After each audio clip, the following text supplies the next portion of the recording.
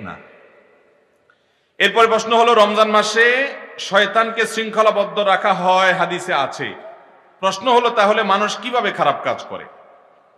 খুব দরকারি প্রশ্ন। আল্লাহ তাআলা রমজান মাসে শয়তানকে শৃঙ্খলায় আবদ্ধ করে রাখে, হাদিসে আসছে। অথচ রমজান মাসেও মানুষ শয়তানি করে কি করে না? তো শয়তান যদি আটক থাকে, মানুষ আবার শয়তানি কেমনে করে? এ হলো প্রশ্ন। এই প্রশ্নের উত্তর হলো, ভাই, শয়তানের কারণেই শুধু খারাপ কাজ মানুষ করে, ব্যাপারটা সেরকম না।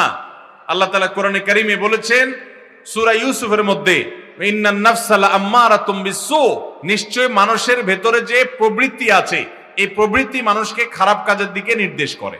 অতএব শুধু শয়তানেই আপনাকে শয়তানি করতে বলে তা নয়, আপনার ভেতরকার মন বা প্রবৃত্তি যে আছে, সেও আপনাকে খারাপের দিকে তাড়িত করে।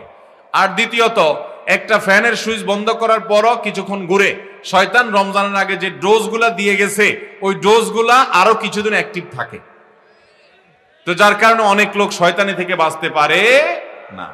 আবার অনেক উলামা ইকরাম বলেছেন যে এখানে নবী সাল্লাল্লাহু আলাইহি ওয়াসাল্লাম যেটা বলেছেন, এর মানে হলো মেইন শয়তানকে শৃঙ্খলাবদ্ধ করা হয়, এর চেলাগুলা সেগুলা বাইরে থাকে, ওই চান্সে তারা কিছু শয়তানি মানুষকে দিয়ে করায়। এরপর প্রশ্ন হলো, গান